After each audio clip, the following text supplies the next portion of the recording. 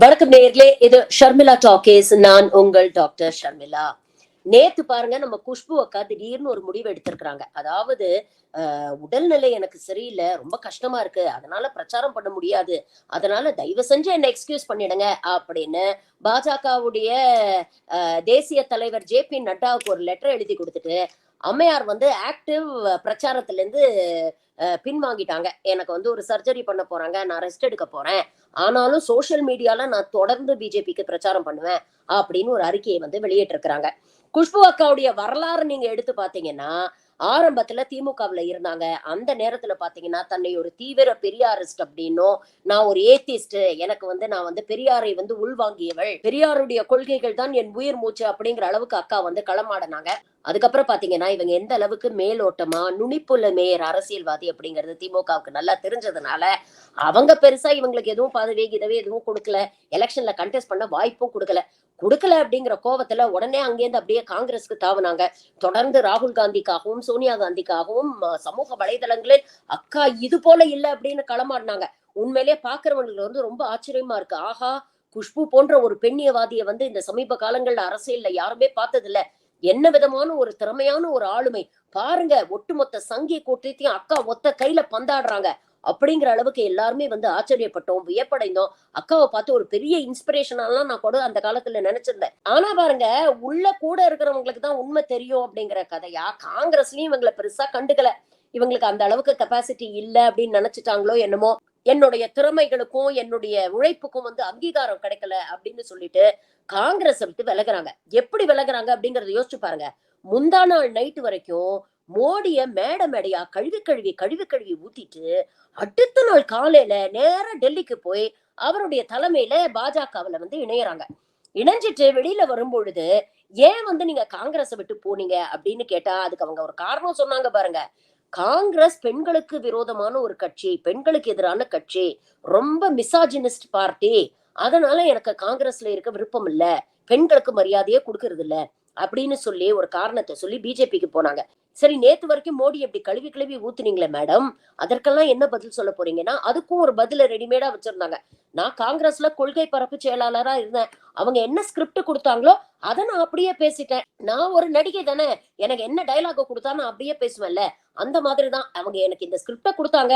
மோடியை எதிர்த்து பேச சொன்னாங்க, மோடியை திட்ட சொன்னாங்க, நான் திட்டினேன். ஆனா இப்பதான் மோடி எவ்வளவு பெரிய புண்ணிய ஆத்மா அப்படிங்கிறது எனக்கு தெரிஞ்சது, அதனாலதான் நான் பாஜகல வந்து இணைஞ்சிருக்கிறேன் அப்படின்னு சொன்னாங்க.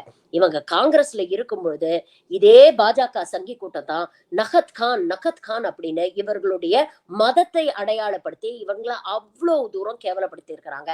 ஆனா அதை பத்தி எல்லாம் கொஞ்சம் கூட கவலைப்படாம, தன்னுடைய சித்தாந்தங்கள் என்ன, என்ன பின்னணியில வந்திருக்காங்க, என்ன கொள்கைகளை உள்வாங்கி இருக்கிறாங்க, இத பத்திலாம் எந்த கவலையும் படாம வெக்கமே இல்லாம போய் பாஜகவுல இணைஞ்சாங்க. சரி, பாஜகவுல இணைஞ்சாங்கல்ல, இங்க கிடைக்காத மரியாதை அங்க கிடைக்குமா அப்படின்னு யோசிச்சு பாத்தீங்கன்னா, ஆரம்பத்துல பாத்தீங்கன்னா இவங்களை கழுவி ஊத்துன அதே சங்கி கூட்டம் ஆஹா வருக வருக அப்படின்னு சொல்லி கைய விரிச்சு அப்படியே இவங்களை அன்பா ஆதரவா வந்து கட்சிக்குள்ள வரவேற்றாங்க. பாருங்க, எப்பேற்பட்ட குஷ்பு வந்து இப்ப எங்க கட்சியில வந்து சேர்ந்திருக்கிறாங்க அப்படின்னு இவங்களை கழுவி ஊத்தி அதே கூட்டம் இவங்களுக்காக சோசியல் மீடியால ஃபயர் விட்டதையும் வந்து நாம பார்த்தோம். அதுக்கப்புறம் டிப்பிக்கல் பாஜக அரசியல்வாதி மாதிரி பேச்சுக்கு பேச்சு மூச்சுக்கு மூச்சு பாருங்க, விஸ்வகுரு மோடி, 56 இன்ச்சு மோடி, மோடி மோடி எங்கும் மோடி எதிலும் மோடி அப்படின்னு இவங்க வந்து அப்படியே இந்த சந்திரமுகியில சொல்ற மாதிரி முழுசாக சந்திரமுகியா மாறிய கங்காவை பார் அப்படிங்கிற அளவுக்கு ஒரு முழு சங்கியா மாற முயற்சி பண்ணாங்க. எந்த அளவுக்கு முழு சங்கியா மாற முயற்சி பண்ணாங்கன்னா, நான் ஒரு சங்கி அப்படிங்கறத நிரூபிக்கிறதுக்காக தன்னுடைய அடிப்படை அடையாளங்களை எல்லாத்தையும் வந்து விட்டு கொடுத்துட்டாங்க.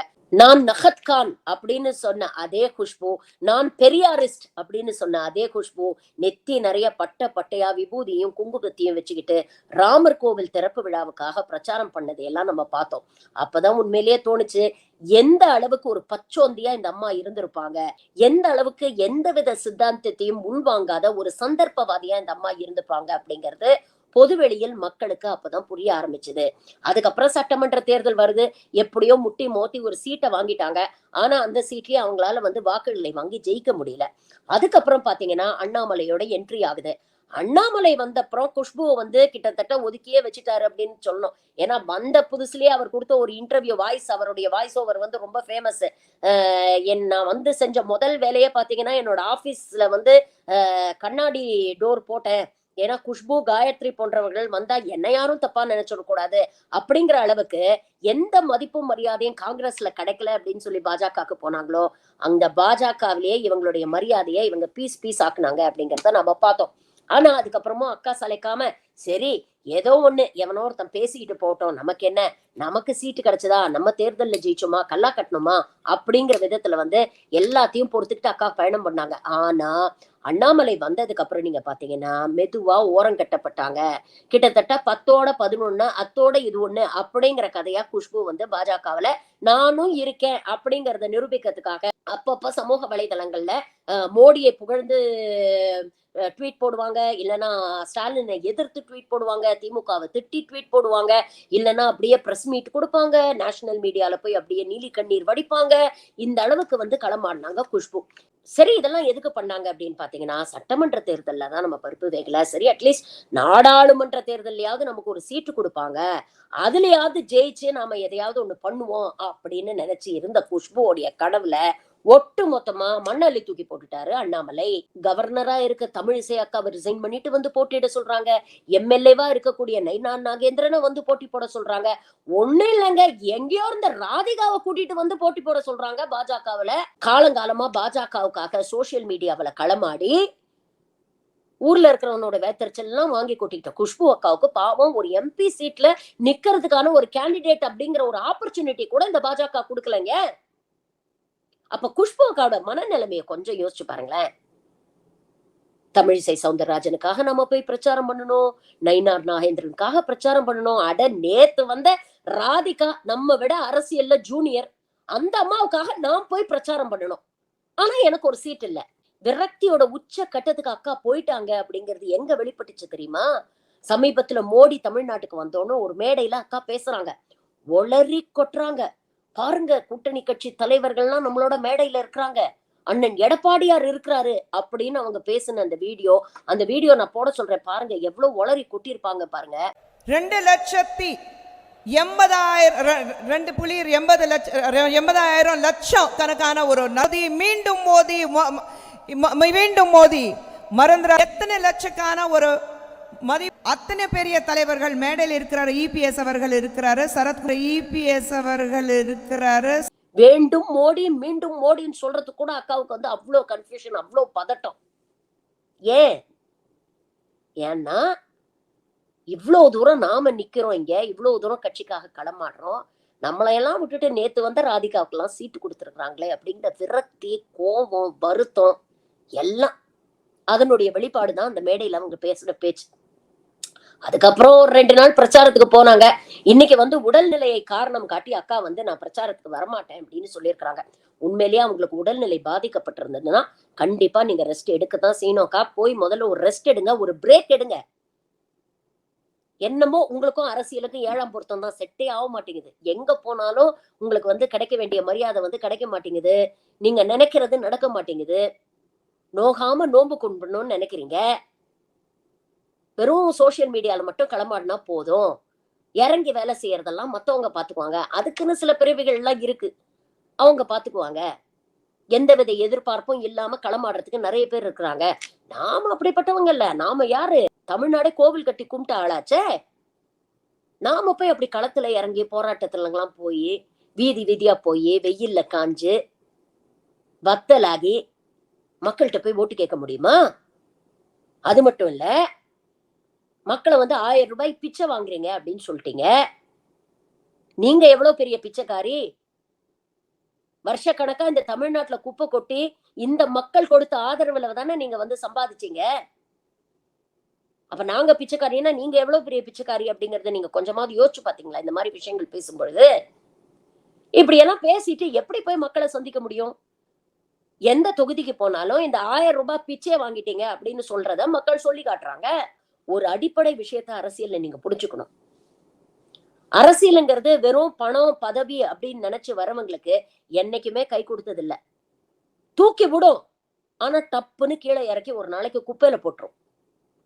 இன்னைக்கு நிலையாக அரசியல்ல நிற்கக்கூடிய தலைவர்கள் எல்லாருமே பாத்தீங்கன்னா அவங்க உடல்நிலையை பத்தி கவலைப்படாம, அவங்களோட பொருளாதார நிலையை பத்தி கவலைப்படாம, கட்சி மீது தான் கொண்ட பற்றுக்காகவும் தன் கருத்தியலுக்காகவும் அது மீது உள்ள வேட்கைக்காகவும் களமாடினவங்க தான் இன்னைக்கு அரசியல்ல நிலைத்த தலைவர்களாக நிக்கிறாங்க. இதுக்கு நீங்க வெளியில எல்லாம் போய் எக்ஸாம்பிள்லாம் தேட வேண்டிய அவசியமே கிடையாது. ஒரு காலத்தில் நீங்க தீவிரமாக பின்பற்றினீர்களே தந்தை பெரியார், அவரையே எடுத்துக்கங்களேன். தள்ளாத வயசுல 93 வயசுல மூத்திர செட்டிய தூக்கிக்கிட்டு சாகரத்துக்கு 2 நாள் முன்னால வரைக்கும் களத்துல நின்னு போராடி இருக்கிறாருங்க. ஒரு சமூக மாற்றத்தை ஏற்படுத்த வேண்டும், ஒடுக்கப்பட்ட மக்களுக்கு அவங்களுடைய உரிமையை வாங்கி தர வேண்டும் அப்படிங்கிறதுக்காக சாகர கடைசி மூச்சு வரைக்கும் அவர் போராடி இருக்காரு. கடைசி மேடையில கூட என்ன சொன்னாரு? ஐயோ உங்களெல்லாம் இப்படி விட்டுட்டு போறேனே அப்படின்னு வருத்தப்பட்டார். அதுதாங்க உண்மையான அரசியல். சமூகத்தின் மீது இருக்கக்கூடிய உண்மையான அக்கறை அப்படிங்கிறது அதுதான். அதை விட்டுட்டு காலையில ஒரு கட்சி, மத்தியானம் ஒரு கட்சி, நைட்டு ஒரு கட்சின்னு தாவிட்டு அந்தந்த கட்சியுடைய கொள்கையை வாந்தி எடுக்கிறது அரசியல் கிடையாது. உங்களுக்கு அப்படி ஒரு அருமையான ஒரு வாய்ப்பு கிடைச்சது. பெரியார உள்வாங்கியிருக்கேன்னு சொன்னீங்க. பெரியார் படத்துல மணியம்மையா நடிச்சிருக்கிறீங்க. இவ்வளவு நடிச்சும் இந்த அடிப்படை சூட்சமும் உங்களுக்கு புரியலன்னா அரசியலுக்கெல்லாம் நீங்க அன்பிட்டுங்க.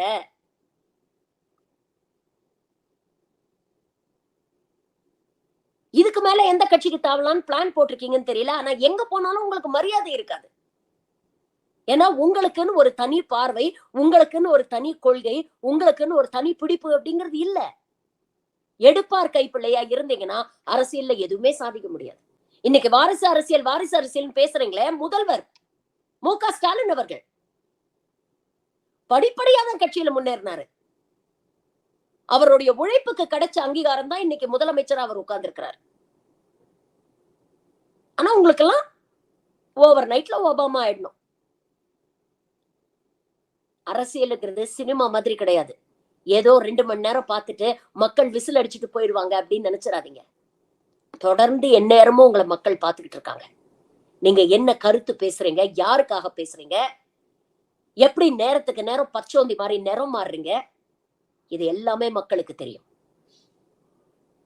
உண்மையிலேயே அரசியல்ல இருக்கணும்னு நினைச்சீங்கன்னா இனிமேலாவது தொடர்ந்து ஒரு கொள்கையை பின்பற்றினீங்க. அது சங்கி கொள்கையாவே இருக்கட்டும், அதுக்கு உண்மையா இருங்க. அதை விட்டுட்டு நேரத்துக்கு நேரம் நிறம் மாறிட்டு இருந்தீங்கன்னா அரசியல்ல நீங்க என்னைக்குமே செல்லா காசாதான் இருப்பீங்க.